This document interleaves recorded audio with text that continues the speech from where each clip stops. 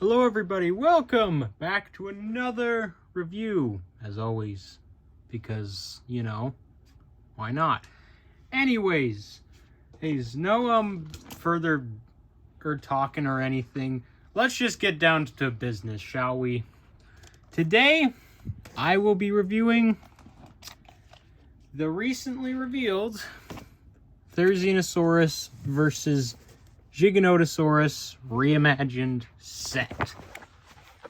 And I had some mixed feelings on this thing at first when it was first revealed, and I still kind of do, although my feelings aren't as mixed as they used to be. They're a lot more positive now, but now that I just got this thing today, and from what I know, the only person that has actually uploaded this set, a review on this set is Andy's Dinosaur Reviews as of me recording this, from what I know. So I guess I'll be the second person to do it. Probably won't, let's be honest, because there's probably some smaller YouTubers who are going to do it. You know, the kind that have like 4 subscribers, like my channel, whatever. Almost said channels. Anyways, let's start. I'm going to start off with, of course, the Therizinosaurus, and then we'll get to the Giganotosaurus, which is the reason why you're all here, probably. I'm sure you're all interested to hear my thoughts about that, but that will be for later. Right now, the focus is going to be on the Therizinosaurus. And of course, the sculpt is basically about the same as the old Therizinosaurus from Dominion.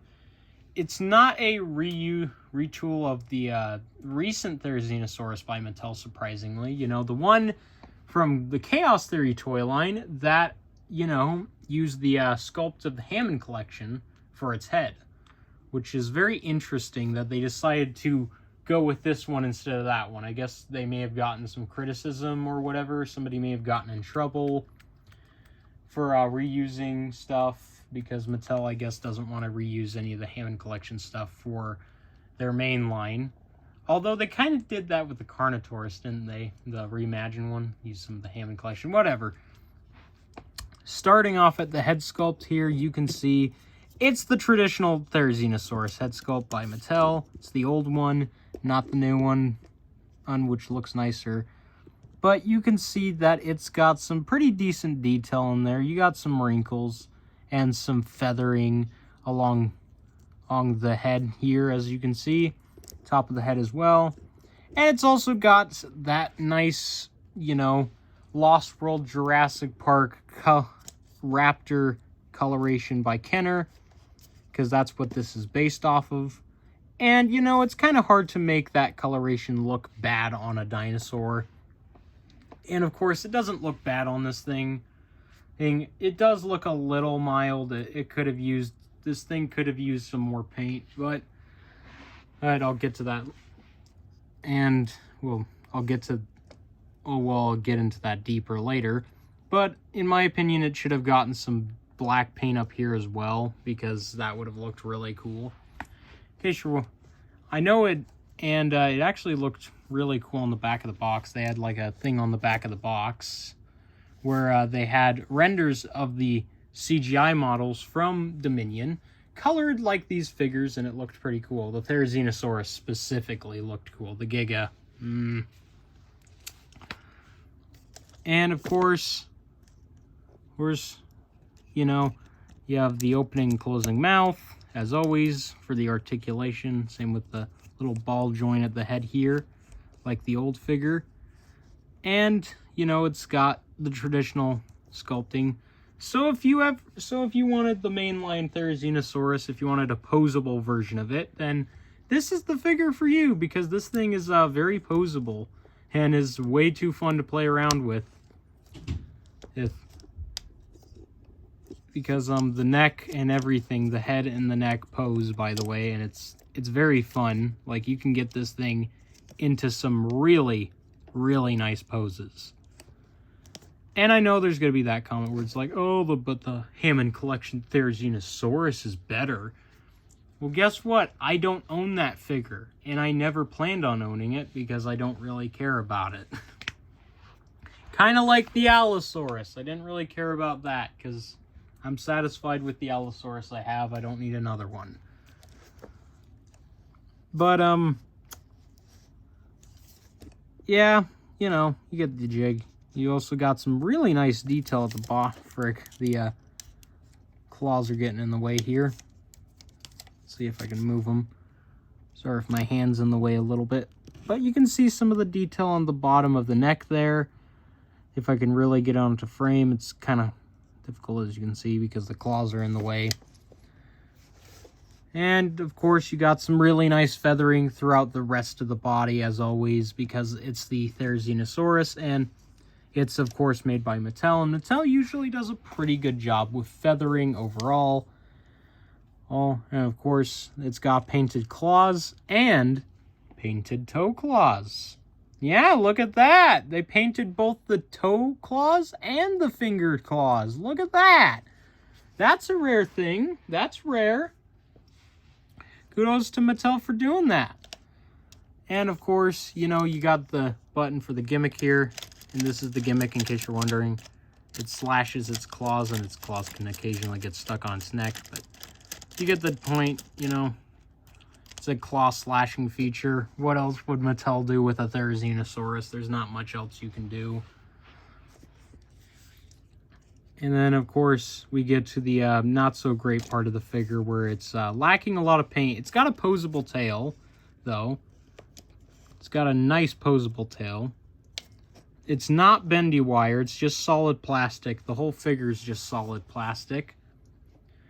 And this is the part where I do think it should have gotten more paint overall, because when you look at the neck here and part of the head, it looks great. It's got a good amount of paint on there.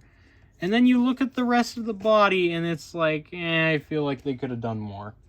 Which is kind of sad, because this is based off of one of the coolest colorations of any dinosaur in the franchise. And, well, of any toy, that is. Not figure, but, you know. Yeah, not much to say about this thing. Also, there's hold on, let me get the legs out of the way here. The underbelly paint ends abruptly, as always, unfortunately. I really wish they continued that throughout the tail. That would have looked really cool. Because the original Kenner one had the paint going all the way down the tail and all that. And, you know. But yeah, overall, pretty good toy, actually. I would say this thing is pretty impressive overall. All because of the posability, obviously. I really like the posability of the neck, where you can get it into some nice, like, poses like this. Like, look at that. It's a bit goofy, but I think it's cool. But obviously, if I was a kid and I got this set, obviously younger me would have had a lot of fun with this Therizinosaurus. Like, younger me would have had a lot of fun with it. With the whole neck posture thing, like, because I would be able to, because obviously, you know, frick, I'm losing words here. Because I would just, you know, be able to lean it over and it would be able to eat the grass, because I would always go back in the backyard and have my herbivores eat the grass, pretend they're eating grass, and if I was a kid, I would definitely have a lot of fun with that feature, because then I could just lean it down, make it eat the grass. That would be 100 times easier than just doing that. But they unfortunately did not paint the dew claw. I just noticed that. But they painted but they gave it a good amount of paint. It's all right. This is an okay toy. I'll give the Thera a good solid. I'll give it a solid 7 out of 10. And I'll get to, well, actually, yeah, 7. I don't give it an 8, and I'll get to the reason why once I compare it to the original. You guys may have already noticed if you've seen Indie Dinosaurs reviews. But here is the Giga, the main star here, obviously. This is the main reason why anyone buys the pack, because it's the real feel dinosaur everybody wants. And, you know, everybody wanted this Giga in a natural pose for years. And now we have it in a natural pose. Although this Giga is definitely different from the original, I will tell you that. For one, like the Therizinosaurus, actually, I forgot to mention, it's got smaller feet. I forgot to mention that about the Thera, it's got smaller feet. So yeah, Mattel has recently been favoring the smaller feet, which is maybe the reason why they've been able to release so many reimagined figures this year, because first we got the Indominus, and then we're getting this. Like, that's quite a bit if you ask me, because that's 2 large real fill figures in 1 year. Like, that's pretty good. Although, although I'm not a fan of the paint job on this thing, I'm going to be honest. I don't like the paint on this Giga. I think I've stated that. I made it pretty clear on my community posts that I really don't like the paint. It's okay, but it could have been better, like, honestly. And in case you're wondering, if you've seen my community posts, you probably already know by now that I'm planning on repainting this thing at some point. I don't know when, but at some point when I get the proper stuff to repaint it, I will. And I'll also give this guy a little bit of a paint up. I'll also give him some more coloration to his back and all that, because a little bit of paint makes a very big difference, as Marco Makes has taught me. But starting off with the head, it's the traditional Giga head, but there is a small difference that you may have not noticed, and no, it is not the teeth. It is the eye. Many of you may not notice this, but I did when I compared this to the original Giga beforehand, which I will bring the original Giga out right now for a small, brief comparison, not a full one. But you will see that there is a difference with the eye specifically, and it's not just because it has a slit pupil. You'll notice that the eye on this one is actually smaller than this one. Yeah, they actually changed the sculpt up a little. And the jaw structure of this is slightly edited. The jaw is a little bit different, as you will notice as well. Whereas this one's a little bit more of a frown. This one is a little bit more straight. So this thing's got a little bit more of a straight jawline, and obviously that's to incorporate the posability of the jaw, which is understandable, obviously. And of course, the jaw articulates as it should. And it's got those really weird looking teeth. This thing looks like a great white shark. But my copy, for some reason, has a really loose top jaw. I don't know why. Mine just has a really loose top jaw. Like, this one, look at that, nice and stiff. But this, look at that. That's not supposed to happen. That's not how jaw articulation should work, Mattel. So mine had a little bit of quality control, but I'm not going to have that affect this figure's rating because I'm comparing it on the figure in general. Like, because in my opinion, I'm pretty sure, well, not in my opinion, but I'm pretty sure that most copies of this Giga wouldn't have this problem with it. So ultimately, I'm not going to have that affect the rating I give this figure, because that's just my copy, and anything that's exclusive on my copy and not on others is not going to affect the rating. I'm talking to you, Gary the Gremlin. And yeah. If you're watching this, Gary, you know what I'm talking about. In case you're all wondering, and he ranked the Hammond Collection Carnotaurus low because he had a bad copy. And it was specifically his copy. So yeah, I'm not gonna be like him. But enough on that. I'm calling him out. We're gonna have a drama and everything. But yeah, going on to the neck, it's the traditional. It's, kind of the traditional Giga sculpt. Although another thing that you will notice is, well, probably not notice, is if I bring the Giga back here again, real quick, you will notice the spikes are different, actually. Like, the spikes on this one are a little bit more pointy looking and less smooth. The ones on this one are really, don't fall, are really, like, kind of bumpy and weird. Well, these ones are a bit more spiky. Another thing is the hump on the back. You can see that there's a nice transition to the hump on the back. Like, it just kind of transitions to it. Whereas on the original, it's kind of like a... Like, it just immediately transitions to the bump on the back. There's no real transition, so... And also the bump on this newer one is smaller. So, they're in a way, this thing does have some slight edits. Most people won't notice this stuff, but I do. Because I know Marco may notice it. I don't know. I've become a perfectionist since I've been watching his channel. He's a great influence, okay? Check him out. But anyways, hold on. There you go. But yeah, you know, going on to the rest of the body, you can see some more of those osteoderms, which a lot of people have a problem with on the Giganotosaurus. I personally don't have a problem with them on the Giganotosaurus. I'm fine with it. It doesn't bother me. Although it does bother me on the Allosaurus, on the other hand, because Allosaurus definitely didn't have it. I think that's common sense.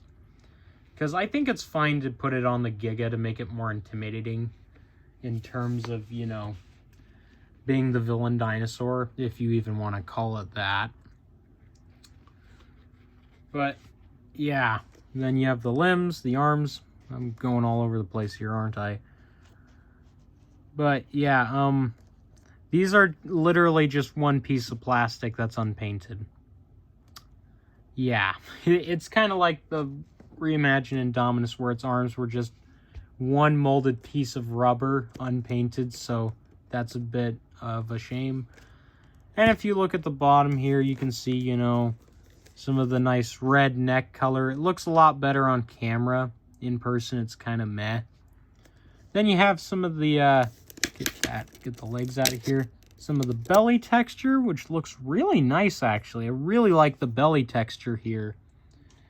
Because, if you look at the original Giga, for instance, this thing didn't even have belly texture on it. Look at that. Nothing. But on here, they got some really, really nice belly texture here, finally, which is really, really nice. It's very similar to the T-Rex, but I'm not complaining. I really, really like this. And most people probably aren't going to notice it.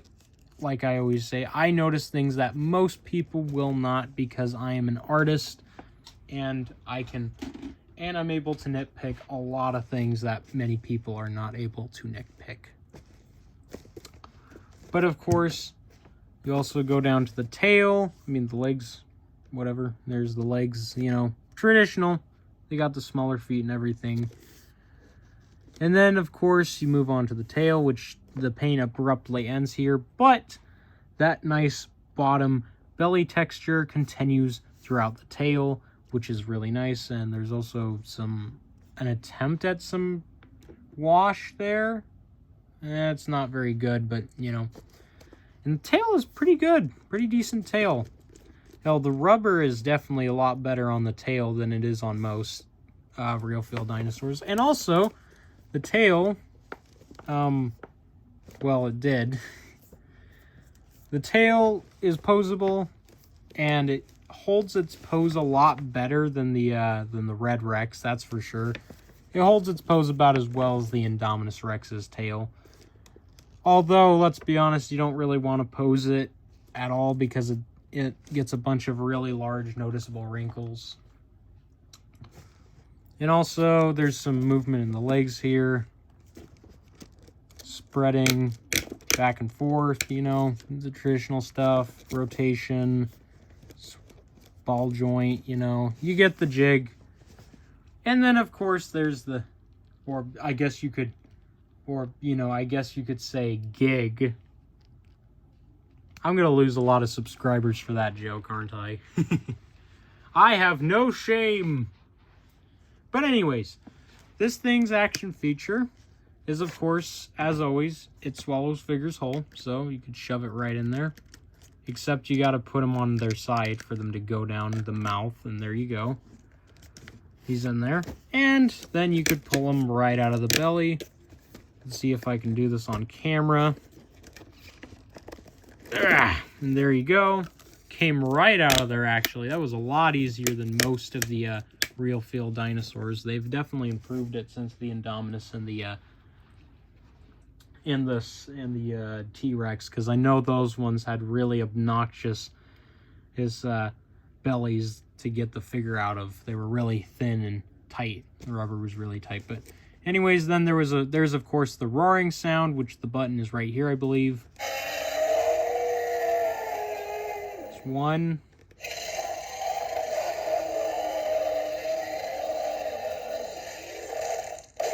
That's two.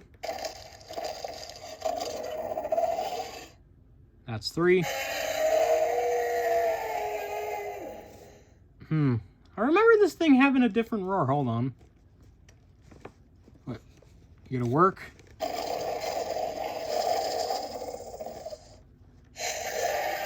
There we go.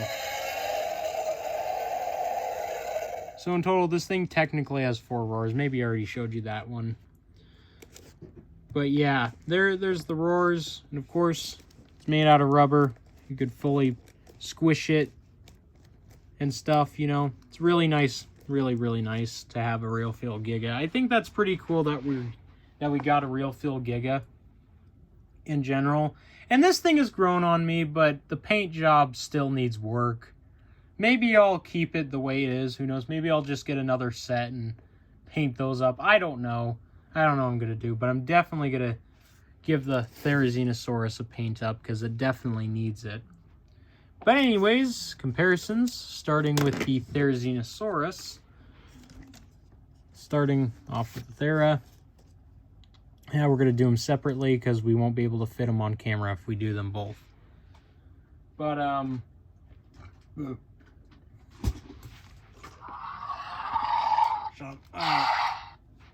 here it is next to the original Therizinosaurus from Dominion. And as you can see, the original one is definitely bigger in terms of overall size. Although I would argue and say the tail, actually, the tail is a lot, in terms of proportions, I would say the newer one has definitely got better proportions. Because the head's a lot smaller on the newer one. And it's got smaller feet. And the tail feels a little bit more in proportion to the figure itself as opposed to this one. This one kind of has a short tail. This one has a little bit more length to it, but not by much.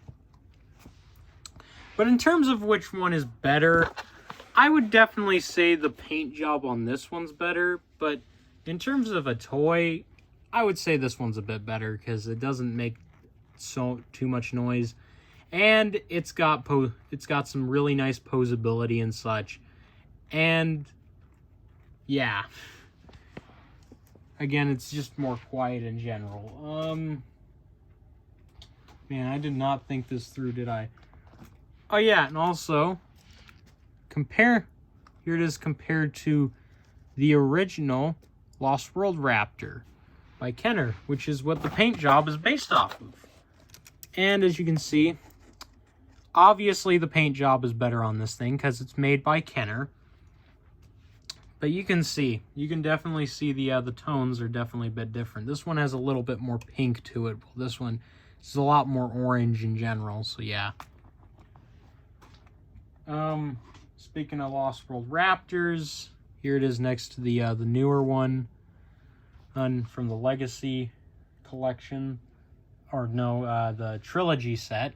And as you can see, the Therizinosaurus very clearly has a much nicer tone to it than this Lost World Raptor, and it actually has better paint, I would say. So it's a bit embarrassing considering this thing's smaller and it would be cheaper to paint. This thing's got better paint apps on it.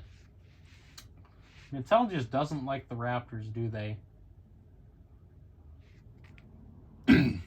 Also, here it is compared to the Jurassic Park 3 Raptor and the very ugly Jurassic Park Raptor from that same set.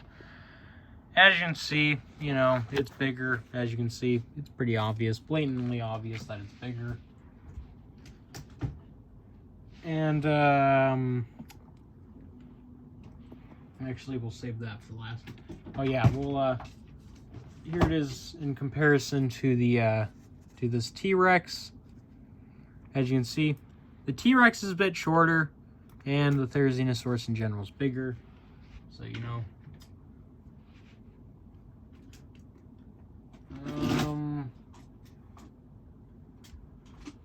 And I guess we could compare it to this thing, even though you kind of have already seen the comparison between the two. As you can see, they don't really scale. Let's be honest. The Thera is way too small, in case you haven't noticed. On camera, it looks bigger, but trust me, it is itty-bitty in comparison to the Giga. And this is a much nicer way of showing that. The Giga is huge compared to the Thera.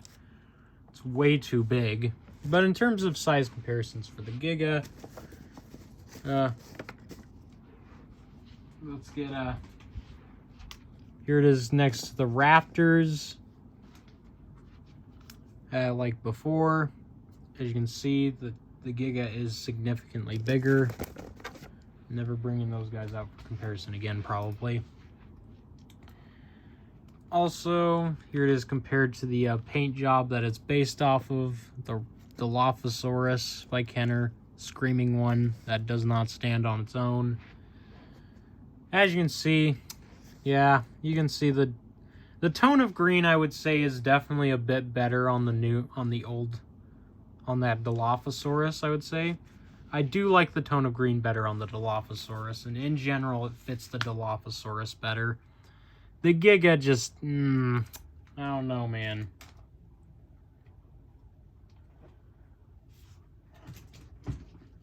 Also, in case you're curious, here it is in comparison to the Therizinosaurus from Dominion. As you can see, it scales a little better next to the Giga, but not by much. Again, the Thera is still a bit too small. And, of course, here it is next to the Carnotaurus by Mattel, the reimagined Carnotaurus. And as you can see, the Carno is quite a bit smaller. Quite a bit. Put them face to face, you can definitely see that. Here it is next to your, you know, Extreme Chompin' T-Rex. And, well, if you want a T-Rex and a Giga that scale nice to each other, that scale with each other, I'd recommend getting an Extreme Chompin' T-Rex in this Giga. If you want the Giga to be a good bit bigger, then definitely do that. Almost tipped over the camera. I would have to restart the whole recording, and I don't want to do that. Here it is next to the Rebirth.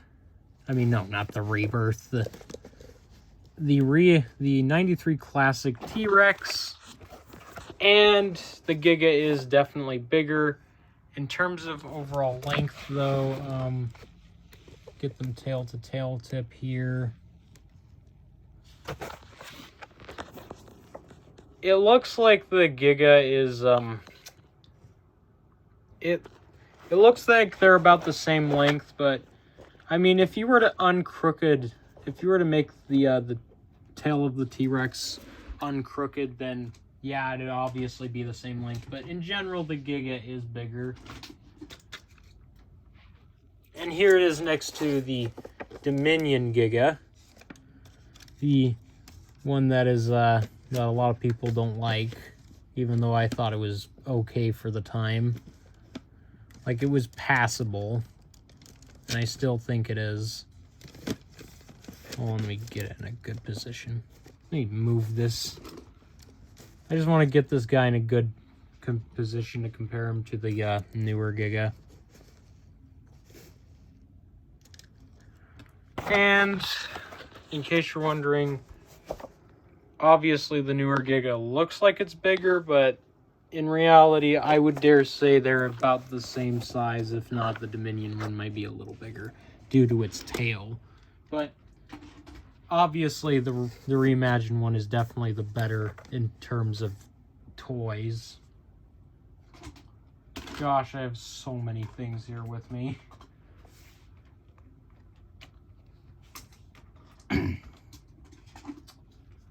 Here it is next to the Spinosaurus, the Legacy Collection one, the original one. As you can see, the Giga, it looks smaller, but trust me, it's definitely bigger than Spino. It's longer, and it's bulkier, and it's just bigger in general. The Spino is a bit taller. Actually, hold on, the Giga was just tipping over a little bit. Yeah, Spino was a little taller, yeah, in general. The reason why I brought that out is because, you know, we don't have a reimagined Spinosaurus yet. And if we do get one, I hope they do like the camo, like the camo extreme Spinosaurus. Here it is next to the reimagined Indominus Rex. And I would say the Indom is about the same length, if not a little shorter. In terms of size, the Indom is taller, but the Giga is bigger in terms of overall mass. The Giga definitely has it in terms of mass. But in terms of which one's better, obviously, the Indominus is my go-to.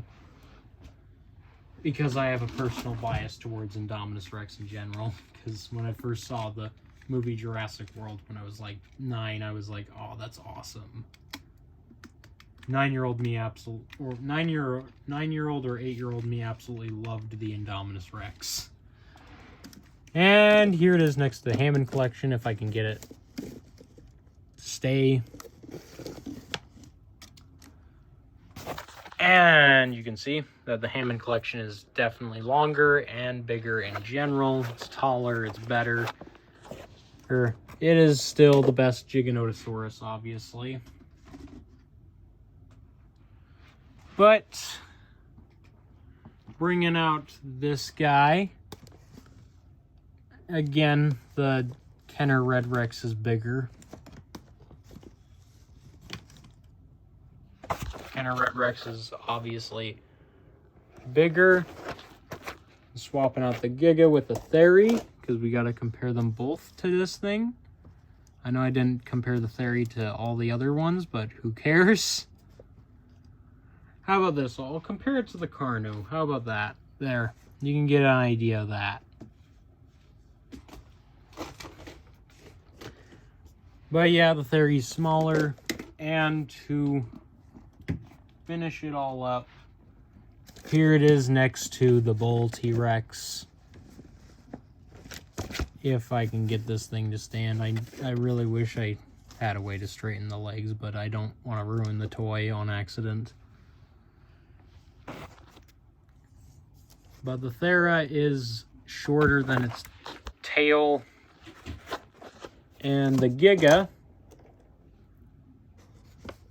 is smaller, obviously.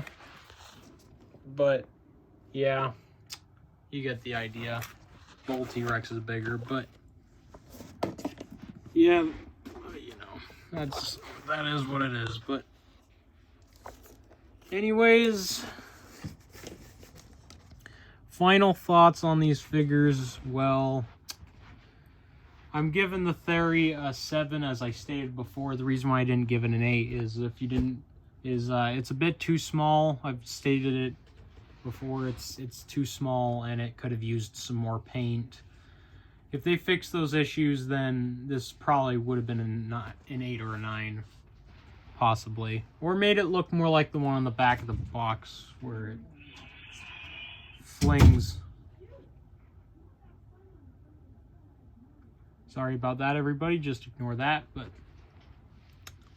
anyways, is the fading, you want to, basically the one on the back of the box had like the stripes fading into the body on the Theri. It just looked cooler in my opinion. And the Giga, I'm gonna give it about I'll also give it a 7. It's a pretty decent toy, and in general, I'm not gonna, and I don't want to have to give it like a really small little rating just because of the paint job, because obviously I do plan on repainting it and giving it a better paint job.